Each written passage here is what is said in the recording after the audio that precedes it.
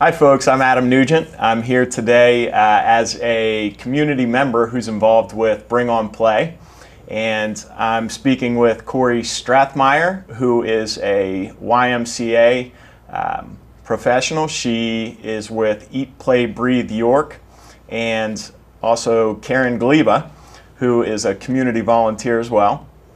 She represents the Bopsicle part of Bring On Play, which is a fun adult event that we'll talk about a little later. And Tom Landis, who is the superintendent of York City Parks and Recreation. And they're going to tell us a little bit more about what Bring On Play is. Just to get started, where did BOP come from and why is it here? So Bring On Play is an organization that has many community organizations as well as individuals involved in renovating playgrounds. And so we were founded in 2008 and have been very successful over the last 5 years, renovating one playground per year and also bringing more play events into the city. And so Bring On Play is part of our larger citywide initiative called Eat, Play, Breathe York. And Eat, Play, Breathe York is a community-based movement seeking to ensure that healthy lifestyle choices are always available and convenient for those who live, work, play, and learn within the city of York. And by listening to and understanding the needs of community members, forming local partnerships, and implementing policy, system, and environmental changes that promote healthy eating and physical activity and decrease tobacco use and exposure, Eat, Play, Breathe York believes that together we can create a healthier York for the current and future generations. Very nice. So the organization has been around since 2008. What are some of the major accomplishments that BOP has had? Well, with BOP, our major accomplishments ultimately are the renovations of playgrounds. So there are many city parks. We're very fortunate within the city of York. We're a 5-mile square radius city, and yet we have 24 city parks. Many of them include green space. So we have slowly been renovating those playgrounds and then also incorporating a lot of play events in the city. So one of our biggest events then is our Bopsicle race, which is one that lets our grown-ups have a lot of fun instead of just letting the kids have a good time. Let the big kids play, huh? Yeah, that's the tagline of the Bopsicle race. There are teams of 4 adults that run rampant around downtown York. Our first year we started, we were mostly in the Rev Stadium and we went downtown for a little bit, but there was a lot of feedback that everybody really liked the downtown portion. So the majority of the Bopsicle race goes downtown now. So basically these adult teams of 4 people, they order custom t-shirts with their team name on the back and they all have the Bopsicle logo and they run around and they do crazy activities. It's similar to the Amazing Race where they get a clue and then they have to go perform a task. It might be something in one of our playgrounds that we've renovated. We took them out to Penn Park last year. They sometimes have to ride things like scooters and tricycles. A few years ago we did a theme where it was old-time games where they had to do things like wheel a hula hoop down the rail trail with a stick, similar to games that kids used to play 100 years ago. So we always have a theme and it's always a lot of fun, and the primary goal is to educate people on what we have in the city. We take them to sort of all the primary areas downtown. We take them down Beaver Street, we take them to the parks all around George Street and downtown. So it brings a lot of people into the city to see what we have and make you relive your childhood of playful games and just getting out there and have a good time. So everybody really enjoys it, and I'm looking forward to planning this year's Bopsicle race. So October 4th. Sounds like fierce competition. It is. Does it get intense?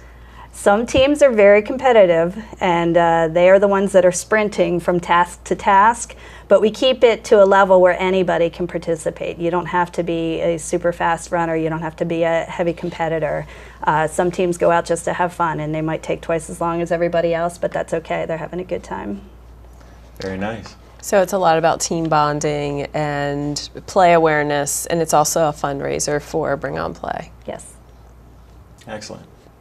So Tom, what kind of an impact does does Bring On Play to have one on the parks in New York City? Well, like Corey mentioned earlier, since 2008, the City of York, through the Bring On Play initiative, has been able to renovate 5 playgrounds.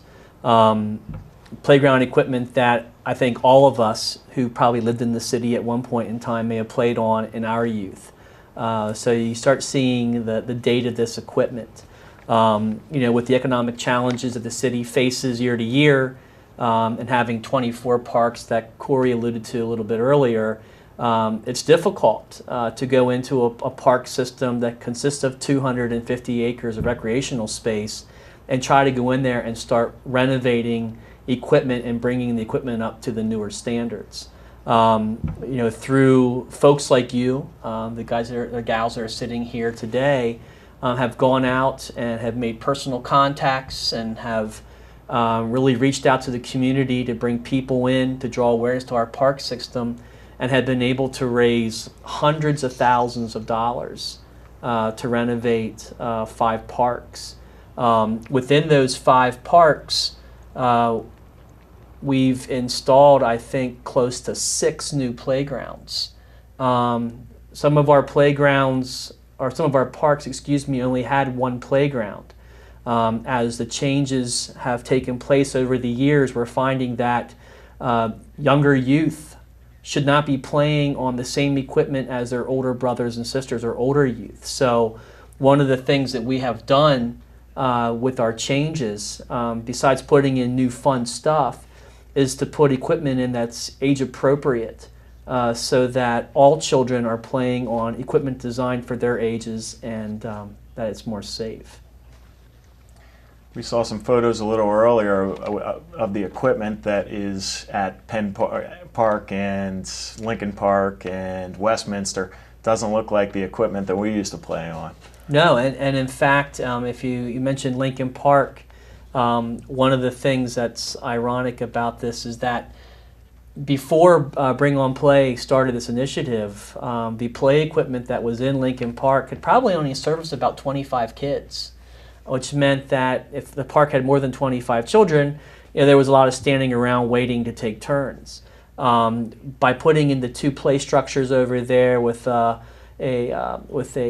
rock slide and a tough timber area, we can easily get 100 kids playing in there at one time, all playing, all engaging in a physical activity at the same time. So those are another things that these new playgrounds have brought that have allowed for us to offer the opportunity to recreate to more kids at one time than in the past. Nice. And what are the playgrounds in York that have been renovated to this point? Well, Lincoln Park was our first one, which was in 2008. We then focused our attention over on the East End, over at Allen Park, which the timing of that took place with the development of York City Little League. Those fields were put in by the Rotary Club, and we decided that it was time to renovate that park because now we anticipated more children being there, especially in the summer during ball games. From Allen Park, we went over to Westminster Park, which is right behind the Revolution Stadium, and that was completed in 2011. Yorktown Park came in. Actually, excuse me. Was it Penn Park that was next? Penn Park then came next. Phase 1.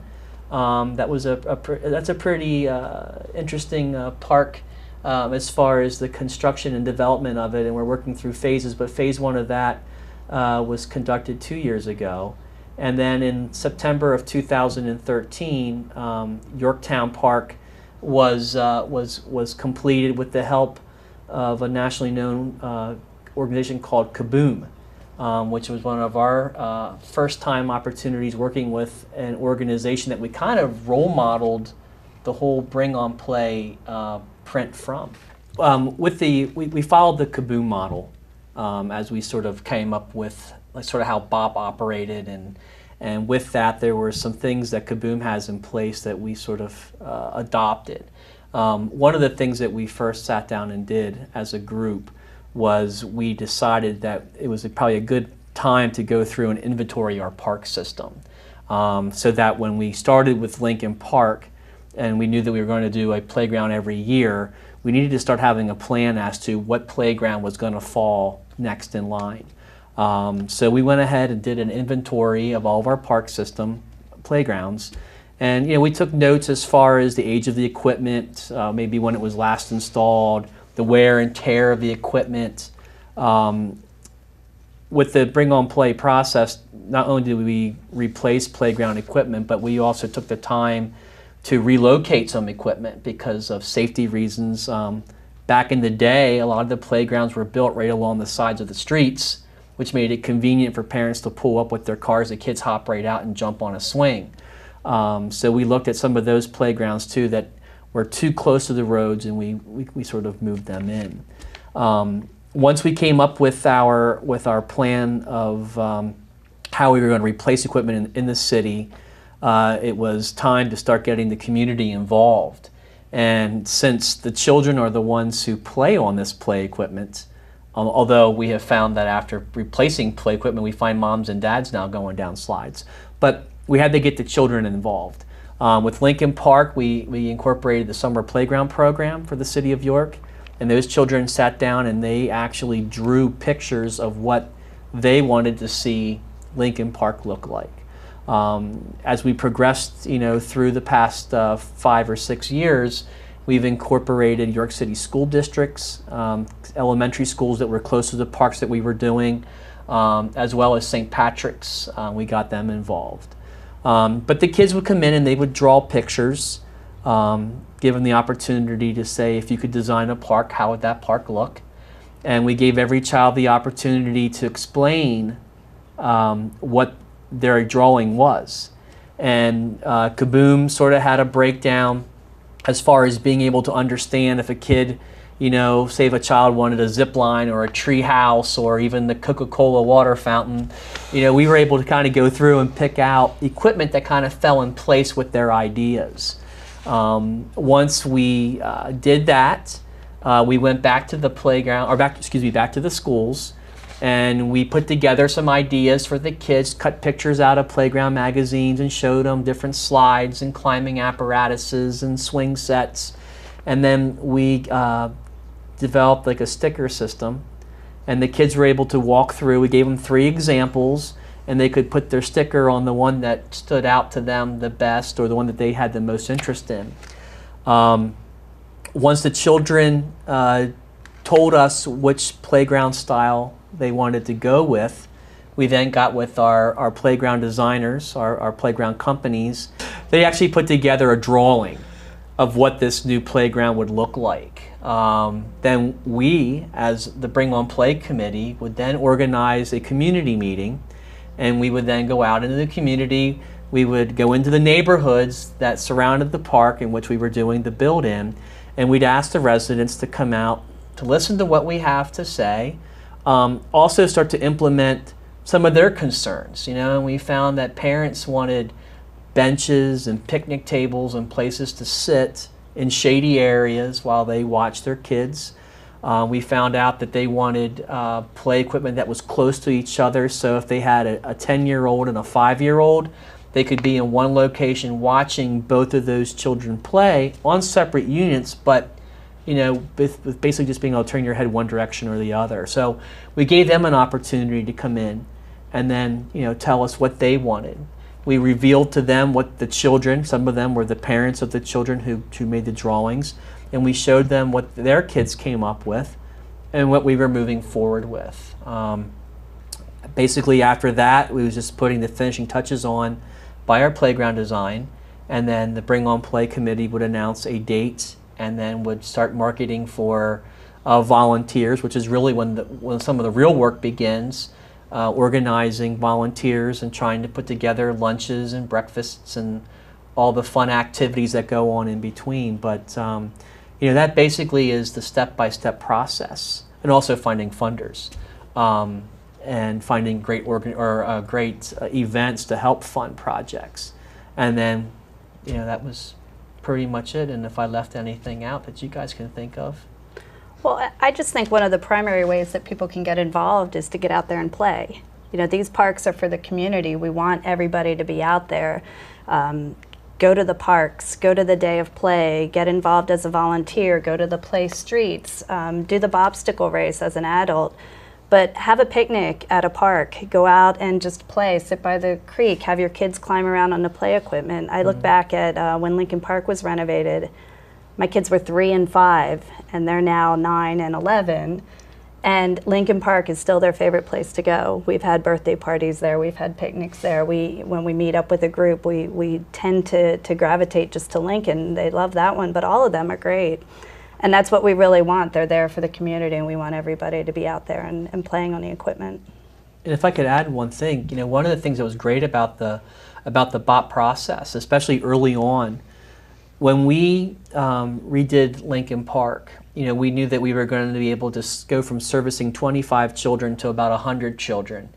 But we never anticipated the interest that came from outside of our community. People from the suburbs who, after great marketing and great coverage by the media on what we were doing in Lincoln Park, we started bringing people from down out of Dover and Weigelstown, and bringing people in from Springettsbury Township. And, you know, where a lot of times you would hear that city residents would travel to other parks outside of the city because of the efforts of BOP, we were now reversing that. We were bringing people into the city. And, you know, like Karen said, you know, to get people involved in play, you're able to allow them to experience things that they never would have experienced. And, you know, York is a great place. There's a lot of good things going on. And I think people figure that out once they get in and they play in one of our parks, or they participate in Bobsticle, and they run around the city and having fun. But it's like, the city is a safe place, you know, and it's you know, a great place to invest in. We're the hub of York County. Absolutely. Each of the parks has its own feel, and so each of the playground builds has the design of the playground has somehow reflected the park itself. The playground that we're going to be finishing at Penn Park is definitely different than the other playgrounds. It'll have a water feature, which we've never done. So that's something brand new to the city, and I'm sure it's going to be really popular. But also, Penn Park is a very historic park. It's named after William Penn because William Penn referred to it as the Commons. And there's a lot of military history in that particular park. And so when we looked at the drawings that the children created, there was a lot of interest in very high climbing pieces. And so when we talked about the design of that particular playground, we wanted it to also reflect military history. And so the pieces that we picked were very high, and they also look like forts, and they're in the colors from the Civil War. So we have like the reds and the grays and the blues. So it reflects history as well as the interests of the kids. Yeah, and with Penn Park, with Phase 2, the fort that Corey had mentioned about, that will be the largest platform or tower out of all the play structures in the city, and I'd even bet that we will probably have one of the highest in York County. But it just, again, a design from a child wanting to be able to get up, you know, and that probably was a treehouse idea. And to get up and to be able to look, and you know, we're anxious to see what kind of view you can see, you know, of the city from Penn Park once that's put in. Nice. So you let the kids' imaginations fly. Absolutely. And then you build it. Absolutely. Yeah, and I think that, you know, the great thing about that is, as a person who's given the responsibility to ensure play, it makes it easy, you know, for myself to figure out what does interest people. Let the kids get involved. You know, you go by any of our parks now that we've renovated, and they're loaded with kids and loaded with families, and you know, that's what we want. You know, we have a fantastic park system that I don't really think has been discovered yet by the community outside of York. And our kids are engineers and architects, so to speak, as far as they're designing the print of our park system, which is cool. Very nice. And the benefits of play are not just the physical activity, but the social health and imaginative play just really encourages cooperation and just the sky's the limit. Sure. And with some of the things that Corey's involved with trying to get kids physically active, we have the ability, like I think of the EVOS, that's over at Lincoln and over at Allen. The kids see this play structure and it's a wow. It's like, wow, look at this.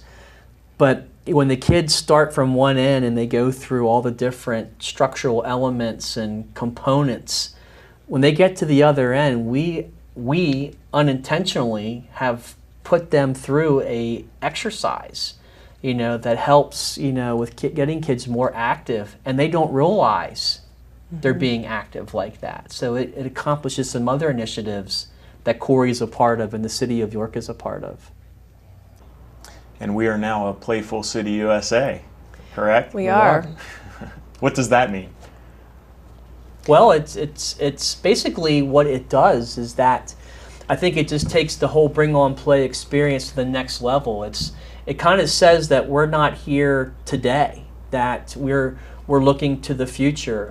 Corey mentioned earlier about doing a park a year, and when you do a park a year, those are activities that are increased year after year, and I think the day of play is our way of saying that we're going to take some time out of our busy schedules and get the community aware of what's going on in York with BOP, but also getting children out and planning some organized activities that stimulate physical activity, but creativity and imagination.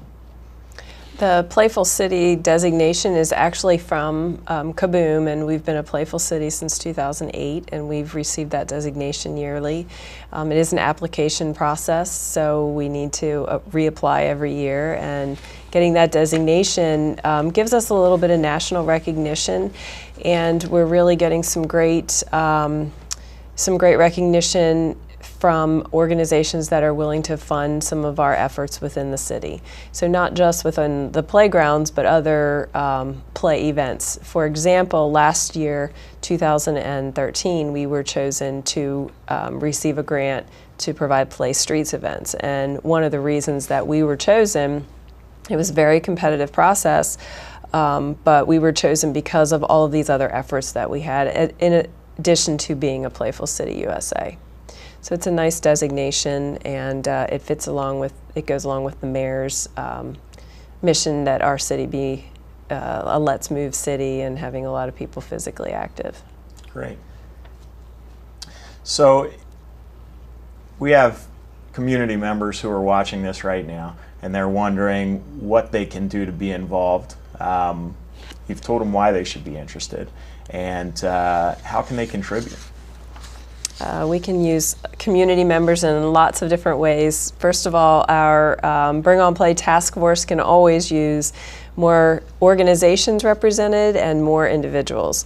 And how they can get involved is, one, to help us with our fundraising, because as Tom said, we want this to be something that enhances the parks within the city. We don't want it to become a financial burden to the city to fund all of these renovations. And so we seek sponsorships through businesses for grants, fundraising, and so forth. So we always need people to help us with the fundraising, whether it be from a donation or actually helping us pass the can, so to speak, to get the funds. And we also need volunteers to help us plan those various events, the annual day of play, the playground builds, Bobstacle race. So that's always a great way to get involved. And we need adult teams for the Bobstacle race. We really want adults to realize how much fun it is to take time away from their stressful jobs and even take time away from the family for a little fun for themselves. So there's lots of ways to get involved, and one way you can do that is just to go to our website, which is www.bringonplay.org, and click that volunteer tab and follow the directions there on how to get involved. Sounds like a great way to help out and have fun at the same time.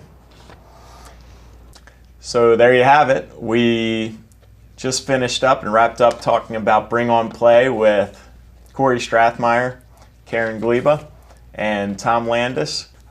Finishing up talking about Bring On Play, which is a community organization that helps to build playgrounds and to bring a more active environment to downtown and York City.